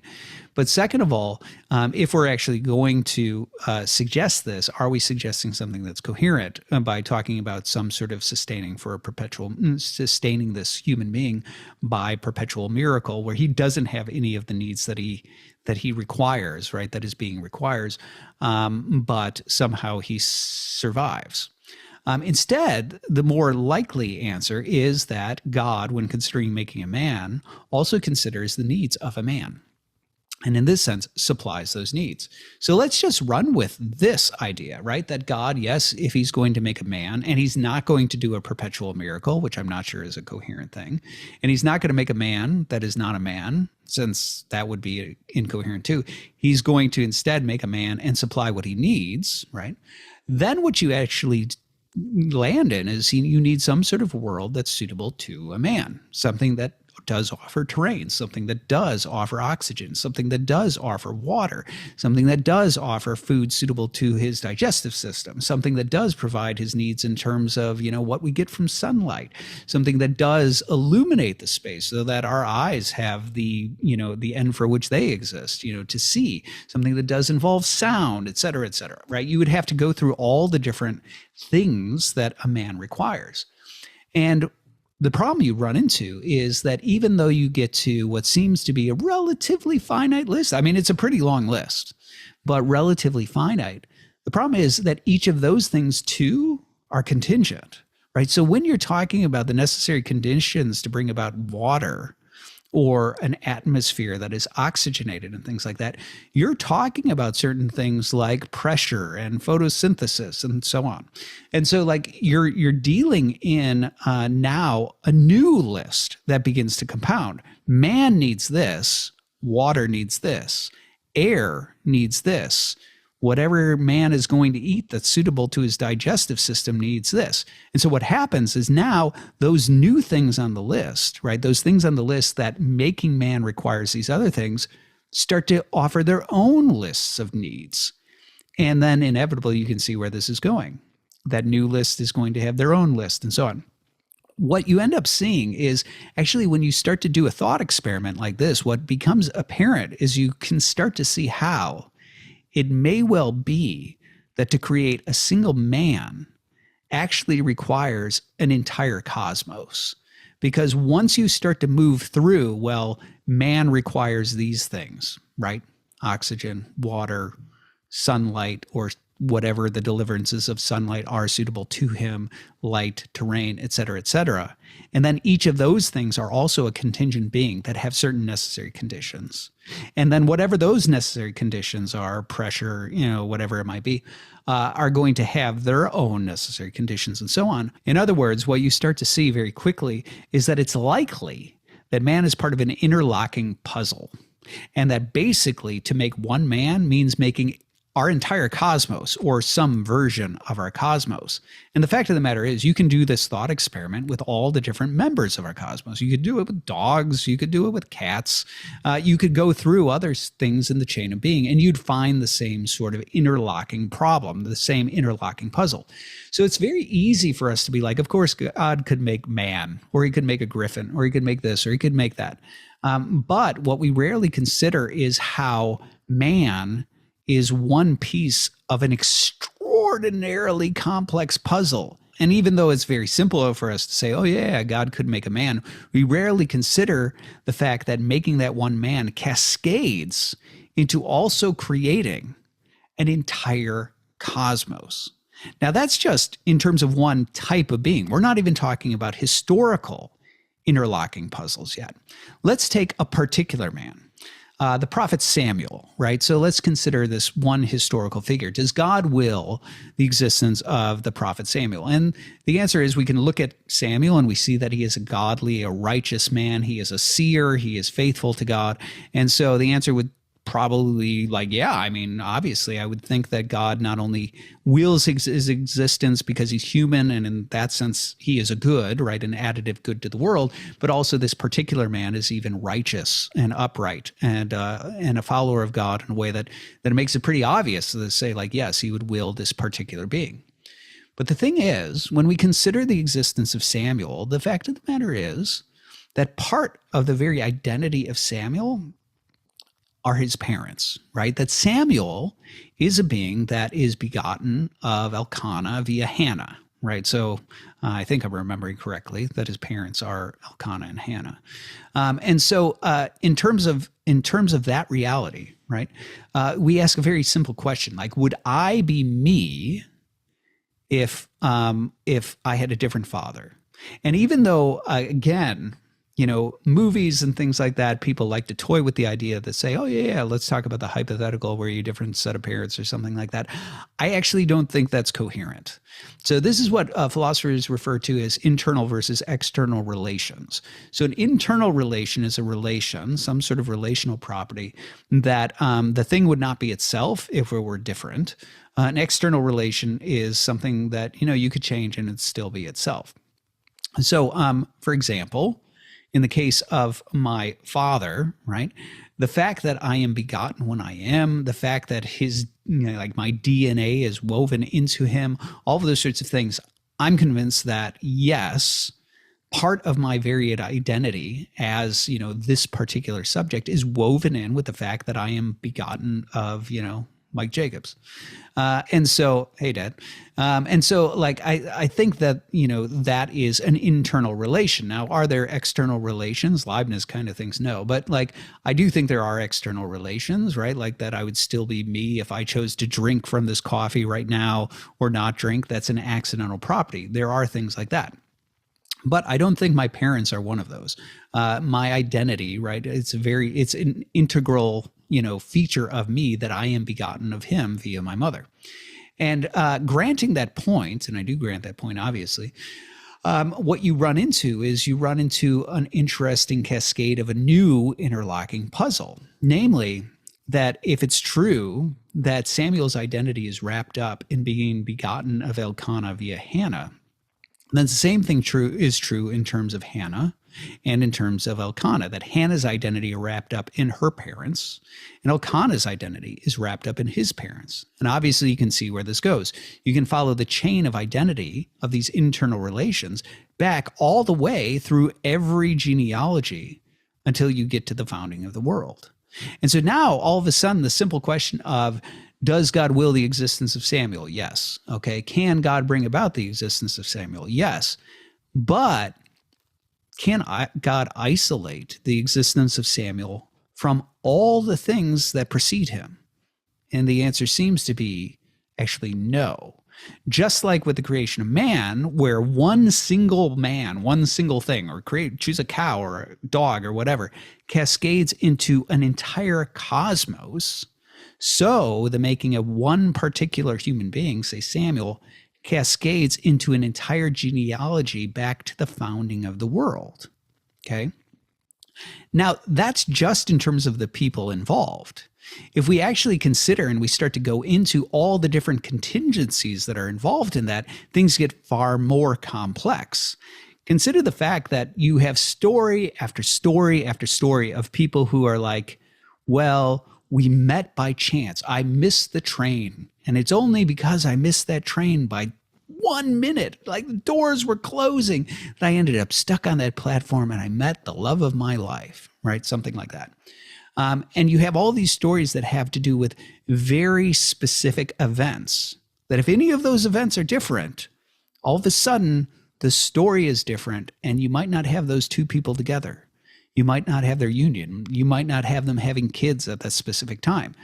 So it's not just that you need this genealogy. It's that you need this genealogy and all of the critical events. I'm not even going to say all of the events, but all of the critical events that lead to that genealogy that get you up to Samuel. Those things are interlocked with the decision of whether or not to bring Samuel into existence. So what we begin to see when we look at that, we start to see like, well, we very simply say like God should, not create this person or take this person out. He should stop this world event. He should have prevented that thing from happening, so on. And we never actually really consider the true depth of the ramifications of that. In fact, the fact of the matter is we don't even understand the full ramifications of those things. This is sort of the butterfly effect. The idea that, a butterfly flaps its wings over here and all of a sudden that cascades in a vast way, it creates a vast wave of change throughout the cosmos that we can't even conceive how much that ripples throughout the world. But the fact of the matter is, God being omniscient actually does have to consider those sorts of ripples and those sorts of considerations. It's not as simple as we want to suggest. And that is part of the problem, that the objections from evil, while they are completely valid, they tend to be highly simplistic in the ways in which they talk about the will of God, or they talk about evil, or they talk about divine choice, that it's obvious that God should just prevent this or do that or whatever without actually thinking about the fact that those choices, every one of those choices, are part of an unfathomably vast interlocking puzzle of beings and of events. Now, this applies to both goodness and it applies to evil. So I'm just going to do a quick thought experiment with regard to goodness. We naturally do tend to say, like, whatever we could come up with, whatever being we want to name that we don't think exists in our world or that we presume doesn't exist in the world, God could create that being. But it's not always obvious that we're correct, that God could create in our world anything that we might come up with. I presume that it's entirely possible that, let's take two different beings, right? A human being, and then I'll come up with some other type of being, a hominidib. And this hominidib is some fanciful fantasy creature. And the only thing that I can really tell you about a hominidib is that the sorts of needs that it has cascade into a cosmos, just like a human being's needs cascade into a cosmos. It cascades into a cosmos that is not compatible with our cosmos. That's what a hominidib is. That's the only thing I can really tell you about it. And other than that, it's super secret stuff. But suffice it to say that the needs of a hominidib demand a cosmos that's very different than our own cosmos.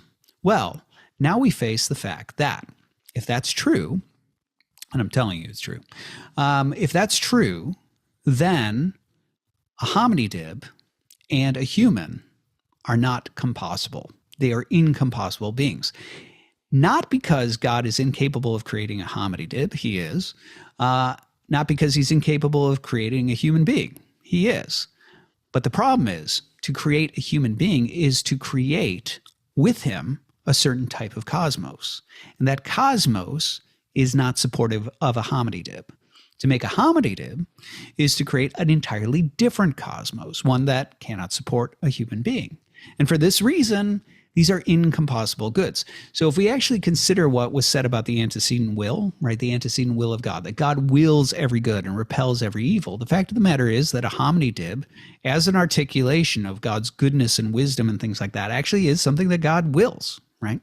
Just like he wills a human being, which we too are an expression of the divine goodness and wisdom of God. But because the needs of a human being are incompatible with the needs of a hominy dib, God has to actually choose.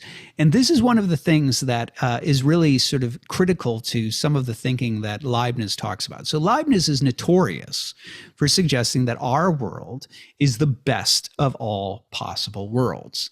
And this is something that gets mocked by Voltaire, right? So if you've ever read Candide, this is Voltaire mocking Leibniz, right? Where you have these this pair going around and they're being, sort of burned and drowned and maimed and all this. And one of them is the Leibnizian who keeps on saying, well, it's all for the best. It's all for the best. And this is Voltaire's way of, thumbing his nose at Leibniz and mocking his optimism, right? His optimism that ours is the best of all possible worlds.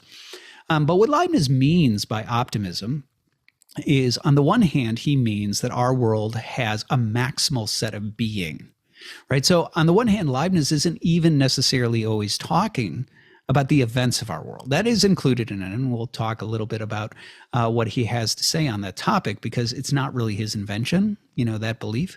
But one of the things that he does mean is that in terms of the articulation of goodness, remember how he said the chain of being is this refraction of goodness, this expression of goodness, just like an orchestral composition is an expression of Bach's creative genius. So our world is this expression, this cascading chain of goodness that expresses the good.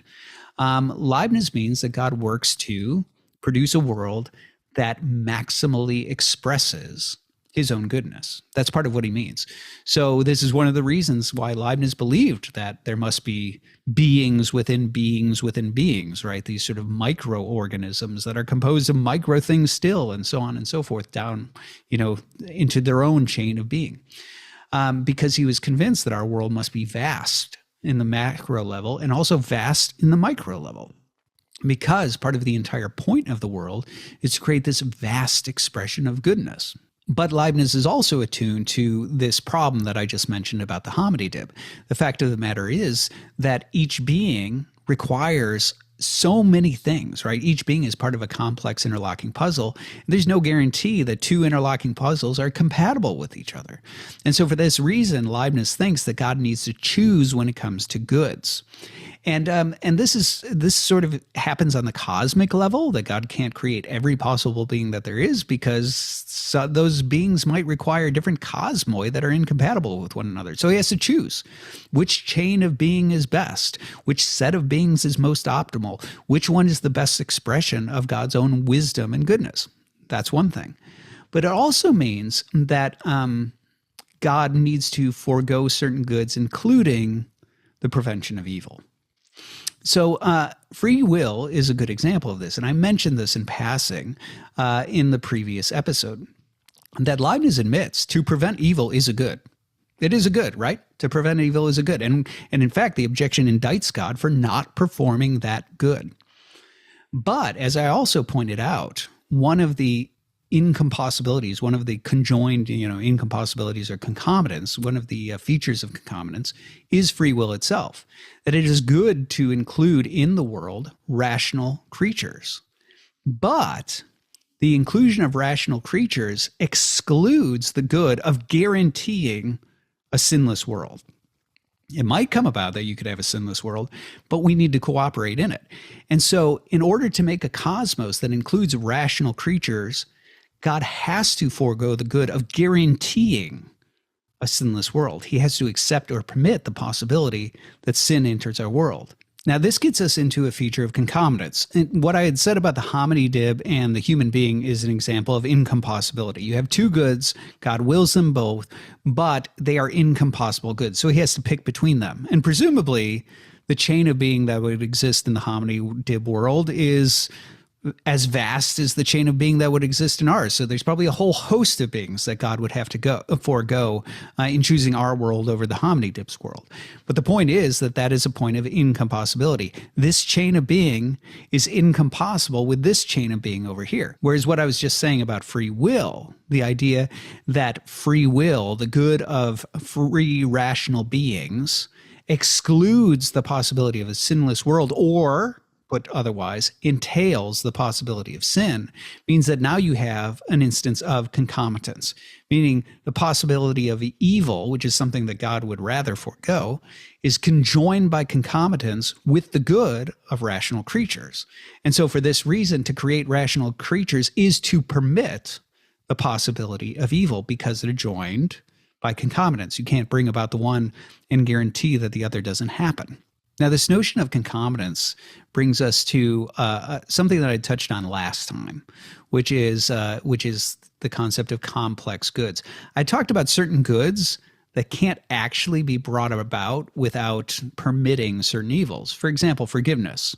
There can't be something to forgive unless a person is permitted to sin, right? To rebel, to transgress, right? I had talked about showing mercy, right? With the same sort of thing. Without some form of transgression, you can't show mercy.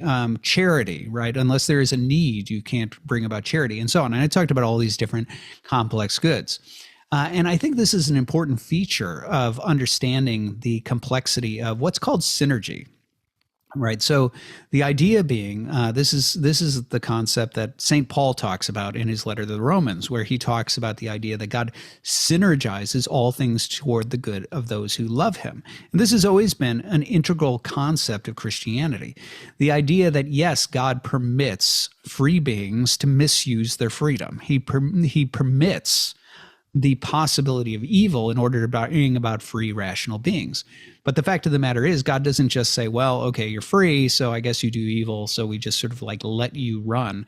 But instead, God is perpetually looking to find ways of bringing those evils into some sort of good result, right? He's trying to use them instrumentally. So even when they bring about, though he does not will them, he works to find ways in order to synergize them, right? To bring them together with other complexities in order to bring about a good result. And this is sort of like the heart of complex goods. I think one excellent example of this is actually the film Arrival. And so spoilers ahead. If you haven't seen Arrival, there is a spoiler in what I'm about to share. It is an excellent movie. It's definitely in my top 10, probably my top 5, maybe my top 3. I mean, anyway, but the point is this. So with Arrival, what you have is it's this film where what you have is these aliens end up showing up. They come to Earth, and they end up finding linguists to come, and specifically this one linguist who comes in order to try to figure out their language and communicate with them to figure out, like, what do these aliens want? And with the language that starts to unfold, they find that the language is, cyclical, right? Rather than being sort of some sort of linear language from left to right or right to left, it ends up being a circle that is sort of simultaneous, right? And what starts to happen is the more the linguist begins to speak the language of the aliens, the more she has these sort of odd, this odd sense of time where time starts to feel less linear than it did before she was reading the language. Now, and this is where we get to the spoiler. What happens is throughout the film, you keep on seeing these glimpses of this linguist, this woman, with her daughter, right? And you also get glimpses of her marriage and where that marriage unraveled. And you get the sense, okay, there's some sort of wound in her past here where the child is sick, where the child was deeply loved and beautiful. And you get these glimpses of that palpable beauty between a mother and a daughter. But what you also see is that the daughter ends up terminally ill. You see the way this rips apart the marriage and so on. And you're like, okay, so this woman is grieving because she's lost a child, and she and the couple couldn't endure that, and they ended up divorced. But as the story moves ahead, you start to realize that these are not flashbacks, right? What's actually happening is she's seeing a glimpse of a child she does not yet have. And you start to realize that the husband, the father of the child, is actually the other guy that she's working with, who they just met on this whole gig. And what you start to realize as this unfolds is that the linguist realizes that she's seeing the future, and that if she moves forward in this relationship and if they consummate, she will have this child. But this child will get a terminal illness and die. And the thing that ends up breaking them is that the linguist says, I would rather this child be real and experience this child and actually go through all the heartbreak of the child's death than for her not to be real at all. And her husband, when he finds out that she knew, is mad because he thinks she made the wrong choice. We shouldn't have gone through this. You could have prevented this. And that's the thing that breaks their marriage. Now, the reason I think that's fascinating is I watched that film soon after my divorce. I watched it with my son, and I was a wreck. I was just like, oh, I'm bawling here. And my son's probably like, what's up with this guy? Anyway, and I asked him, like, what do you think, like, about her choice? And he said, it's a tough one. And I told him, no, it's not tough at all. If somebody had told me that I would go through all the pains that I went through, including, divorce and everything that followed after that, but I got you, there's no question I'd choose to do it all again. Because I would never choose to forego the pains that I've gone through and take a world without you over enduring those pains and having a world with you. And in that sense, I think the linguist made the right choice. That right there is a true picture of the permissive will of God.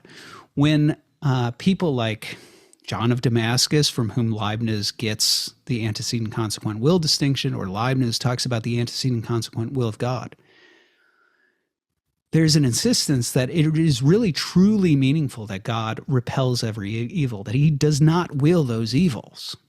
And that doesn't change just because he chooses to move forward with the complex good. The repulsion at the evil endures. But the fact of the matter is, it's accepted, it's permitted, it's allowed and endured because of the good in which it's entangled, with which it's entangled. That's the case that you see in Arrival. It's the case I see in the story of my own son. And in fact, I'll tell you another story, and this is another one that's deeply personal. If you were to ask my children, like, who's Noah? And they knew that you weren't talking about the biblical character Noah, they would say, oh, it's our brother. But if you counted my 5 children, you wouldn't find a Noah there. And that's because Noah is a child that we miscarried. And the reason we named him Noah is because sometime after his death, he visited my now ex and introduced himself as Noah. And so that's where we all know him as that. And so my children know that they have a brother no longer in the flesh that's in their midst. Now, one of the things about this is that Noah was miscarried. He died. And it was a very strange event where we seemed to just know, or at least I seemed to just know, that this was going to happen, and even pleaded with God for it not to happen. And then it happened. And that's not based on any signs. It was just a sense that, yeah, this is where this is going. And that prayer to overcome that, right, for that to not happen, was not answered, or was declined. And what happened was that, a month later, my son David was conceived. And one of the things that I immediately recognize when I think about this fact is that there is a possible world, right? It would have been possible for Noah to be conceived and endure and not die. But in that world, like, were that to happen, were God to answer that prayer, then David would not exist. And maybe, just maybe, it's possible that we could have never conceived Noah, and we could have conceived David, And David would exist, but Noah wouldn't.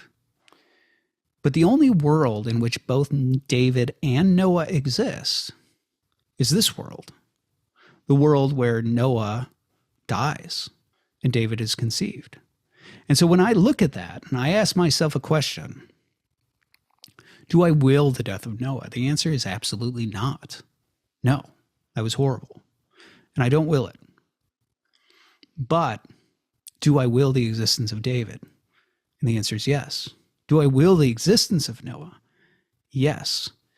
And there's no way for me to say yes to both of those, that I will the existence of Noah, that I will the existence of David, without also saying, and I accept, therefore, the death of Noah, though I repel it with every fiber of my being.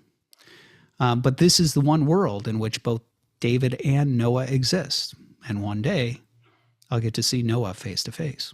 That right there is kind of, again, it's the heart of what is meant by the permissive will of God. As I talked about in the previous episode, the antecedent consequent will of God is the commitment that you find amongst the Christians that God antecedently, being good, wills every good and repels, or wills not, every evil. And yet, because our world is complex, the fact of the matter is that there are innumerable circumstances in which an evil that God repels and wills not is permitted because of the way it entangles with a good that he does in fact will. And this highlights a fact that I kept on harping on last time. I'd mentioned previously that God is not a utilitarian. And this is one of these sort of repugnant ways in which sometimes the permissive will of God is illustrated. A lot of times people will think of God as a utilitarian, where he says, well, like it's just a little, I like a little stark contrast between light and dark, or, it's a nice dramatic story to sprinkle in a little bit of this or a little bit of that. And they turn God into sort of a dispassionate painter in which we're sort of like light and dark blots of paint that are faceless and nameless or something like that. Or where he's a utilitarian who just sort of says, to make an omelet, you got to break a few eggs. And there's something dispassionate or something highly calculated where we are, again, just sort of like nameless, faceless data points. And God is just sort of moving us about like chess pieces or something like that. But the Christian picture, the picture that you have in the antecedent consequent will, is absolutely not. That God is intimately concerned with you and with me and with each of our goods. But the fact of the matter is, we are part of a complex web of good and of evil. And God must consider more than just that punctuated instance of good. He must consider the whole and the things in which it is entangled, the complex web, that interlocking puzzle that I mentioned. This goes to a couple of points that, Leibniz also makes that I think are worth highlighting. One of these is what he calls the duty to the whole. And so Leibniz oftentimes points out that we tend to be amongst the sort of myopic tendencies we have. I mentioned this one critique that Leibniz often notes, that we sort of have a tendency to ignore the good that surrounds us, in which we sort of swim every day and only focus on the punctuated instances of evil that blemish the face of a very good cosmos. That's one thing that he points out. But he also points out that God's duty, being good, God's duty is to the whole. And here Leibniz doesn't mean a faceless whole. Rather, he means every individual thing. In other words, Leibniz points out that God has duties to man, yes, and to the happiness of man, yes. But he also has duties to lions and tigers and bears. Oh my. He has duties to plants. He has duties to planets. He has duties to subatomic particles.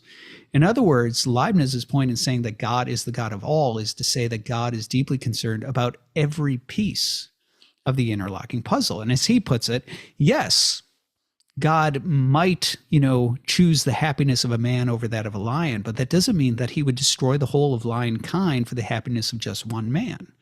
Leibniz points out that God's duties are complex. And he actually appeals here. What's rather interesting is his appeal is to the story of Jonah. So as you know, in the story of Jonah, God is deeply concerned with the Ninevites, right? And this is shocking to Jonah because Jonah's like, the Ninevites are terrible. Do you know what the Ninevites do? They pull up to your door front and dump a pile of heads in front of it and say, give up, or we add your head to the pile. I mean, Nineveh? You want Nineveh to repent. And part of the entire point of the story of Jonah is that Jonah's like, God, you want me to go to Nineveh and preach to them because otherwise you might destroy them? I'm going in the opposite direction, which is actually what happens. And why? Because he wants God to destroy Nineveh. And that's exactly why he complains, because he goes and he preaches to Nineveh, and Nineveh repents in sackcloth and ashes, and God repents. So he's like, I'm not going to destroy you. And Jonah's pissed. And when he says why, he's like, because I know you're compassionate and merciful and long-suffering, and you forgive. And I want you to. I want you to destroy those guys. Right? Like, that's what Jonah is pissed about. And what's interesting is that when God is explaining his position, right, he does this whole thing. He grows a plant, gives him shade, then he sends a worm, or some bug to eat it, and the plant withers, and all of a sudden Jonah's upset because his shade has gone away. And God's like, Jonah, you are grieving over a plant that sprung up in a day and died. How much more should I be concerned about the Ninevites? But one of the things that God says that's very interesting is he talks about people there in Nineveh who don't know the right hand from the left, meaning infants, innocents. And also he says, and many cattle. And this is something Leibniz points out. God's concerned with the cows. Not with the cows over the human beings. He's concerned with the infants, right? But Leibniz's point is that God needs to consider every single creature he has made, and not just you. And when we're talking about this infinitely complex web of concomitance and incompossibility, that interlocking puzzle that I mentioned, that making just one man means making an entire cosmos. Making just one particular man means permitting or bringing about an entire genealogy stretching back to the beginning of the world and an entire history that supports it. The fact of the matter is that we don't understand how moving one piece of that puzzle will cascade throughout that entire interlocking web. And God's duty isn't just to you. It's not just to me. It's not even just to humankind, right? It's to every single creature he has made. That is his duty. Now, Leibniz is convinced that at the end of the day, God will fulfill his duty to every individual. That does not turn the individual into a nameless, faceless data point for whom he's unconcerned. Rather, it means he is concerned for you. But that concern can't require him to forego his duties to the rest of the cosmos. I think maybe one helpful sort of microcosm to think about is, imagine a family. You've got 10 kids, right? Father, a mother, 10 kids. And one of those kids has some kind of mental illness. And that mental illness ends up creating a deep concern, or a drug, let's say it's a drug problem or something like that. It creates a deep concern in the parents for that one child. It is entirely possible in that circumstance to be so concerned with that one child that what happens is the parents end up neglecting all the other children. This happens all the time, where parents are deeply concerned about the one thing that's wrong in the one kid, that they end up pouring all of their time, all their energy into that one child, and it ends up wrecking the entire family, destroying the entire family. It ends up consuming their marriage so that they have no time or energy or emotional stability for each other. It ends up meaning neglect for the other kids who can't be tended to because you're okay, but this one kid is not okay. And that is something that actually, as Leibniz would point out here, that actually is a form of negligence. On the one hand, it's completely understandable that the concern for the one might end up becoming all-consuming. But the parents do have duties that go beyond just that one child. And a just dealing in terms of the family does mean attending to their own marriage, attending to the other children. And yes, giving all that they can for the well-being of that one child, but to pour everything into that child and only that child would mean to neglect all of their other duties. And this is Leibniz's point. Yes, God is concerned with you, and he's concerned with me, and he's concerned with Kelly Clarkson and J.D. Vance and, and Kim Kardashian, I don't know, name whoever you want, right? Anybody you want to name. Yes, God is deeply concerned with them, with their good, and with ensuring bringing them to a place of true happiness. True happiness in the ancient world means like wholeness and fulfillment of purpose and all that sort of stuff, not just subjective pleasure. He's concerned with our good. He's concerned with our well-being. He's concerned with our happiness. But we are one of an infinite set of duties. And this actually goes to a point that's sometimes mentioned by what's called, I think it's been called, I know it's been called skeptical theism, where the idea is that it suggests that we really truly, if we're going to sit here and try to indict God, the fact of the matter is we need to have enough information in order to indict God. And the fact that we really don't understand the whole of the cosmos, the ways in which the cosmos is intertwined and interconnected, all the ways in which adjusting this thing here might cascade and affect the rest of the cosmos or the rest of history or whatever, means that we don't actually even have enough information to go ahead and legitimately indict God. And that's part of Leibniz's point, that God's duties are so vast, covering every being that he has created.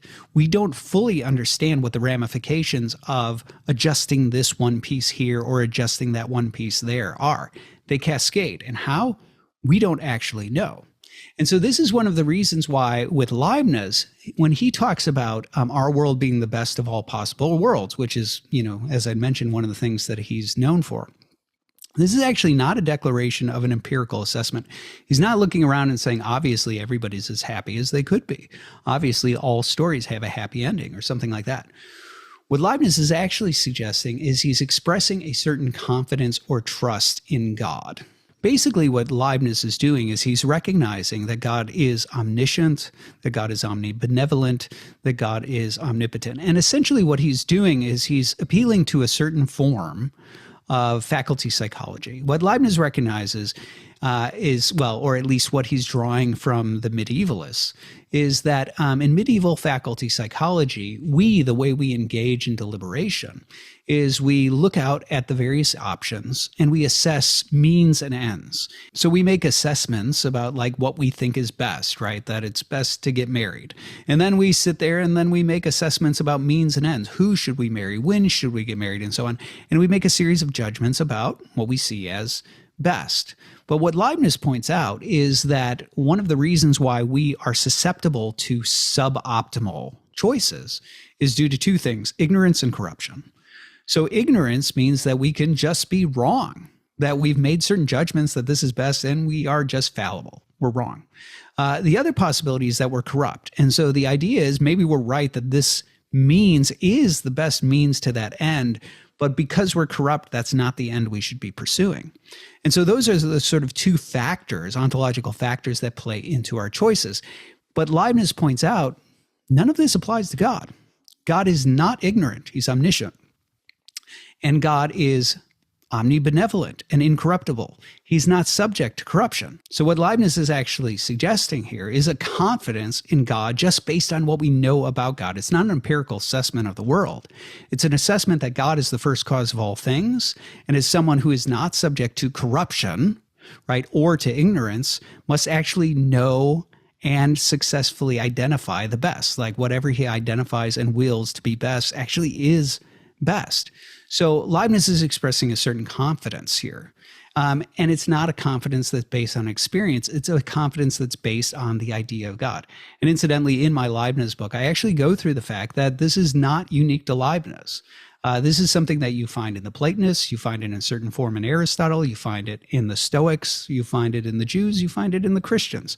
It is not Leibniz's invention, but it is a supreme confidence that God actually does do things in the best possible way. Now, as John of Damascus rightly points out, when I say what God does, I'm talking about what God does, not what we do. And the fact of the matter is, that's where, when you're talking about a cosmos that is synergistic, where there's genuine give and take between God and us, what you end up with is a world that is a mixed bag, right? You end up with a world where God does things in the best possible manner, but that doesn't mean that we do things in the best possible manner. And this is how you end up in a network of complex goods. And I'll just make one more point on complex goods before I close out this episode, which is to say, we have to ask a question of, is there some level of evil that we think is tolerable, that is permissible, that could be justified? And I do think anybody who has gone through trials and tribulations, they actually come out on the other side and grown from it, recognizes that there are certain complex goods that we have that we wouldn't forego. So, for example, I brought this up in the context of the problem of divine hiddenness. And I talked about the fact that I went through a very tumultuous philosophical and religious journey in order to find my way to orthodoxy. And the fact of the matter is, in the midst of that, I despaired. I cried out to God if he's there to answer me. I was deeply troubled by questions that kept me up at night and threw me into turmoil and all the rest for years. And yet, when I look at the fruit that comes on the other side of that, when I look at all the things I learned about the history of ideas and philosophy of religion, when I look at the ways in which it shaped me, I would not choose to undo the things that I went through if it meant that I lost the goods that have come from it. And I'm not convinced that I could have the goods that have come from it, the maturity, the growth, the knowledge, the things that I have now, without having gone through those waters. So if there are certain complex goods, if there are certain goods that are entwined, right, entangled with certain unpleasant or evil means, things that we genuinely wouldn't will, if that's the case, and those are indispensable to those complex goods, are there any evils that we can actually say from personal experience that though I will this not, I would accept it in order to have the thing that I have on the other side? In my own life, I can definitely say yes. I just named it with regard to my journey through philosophy and religion, which was filled with a great deal of pain and suffering and trial and tribulation. But what I gained on the other side, I wouldn't forfeit. And I also named it earlier with regard to my son David and my son Noah. Again, I wouldn't change it, as much as the pain of it is very real and the evil of it is very real. But the goods that attach, the complex goods on the other side, are something I would not abandon in order to prevent those evils from being so. And that really does get to the heart of the matter. The Christian confidence in God expressed by Leibniz when he talks about God doing things in the best possible way, which is truly him just echoing John of Damascus's chapter on providence, is a confidence that even though our world is full of evils that entangle with goods, that these goods ultimately, in the grand scheme of things and in the final estimation, will end up being fruitful and instrumental to the forming of a cosmos that is exceedingly good. And in the final estimation, the goodness of our world will vastly outstrip the evil of it. And the goods that result are goods that we, from that vantage point, would never choose to forego for the sake of preventing evils. Next time, we'll delve into the insights from the Eastern Church Fathers, which, as I said, are pretty unique relative to the discussion of the problem of evil in the history of philosophy of religion. So, until next time, I'm Nathan Jacobs, and this is the Nathan Jacobs Podcast. Hey, everybody, thanks for watching. Thanks for listening. If you haven't subscribed, please do so. Go ahead and hit that bell if there is a bell and leave a comment. I hear that's great for the algorithm, and also like it and tell your friends. I really appreciate your support. And until next time.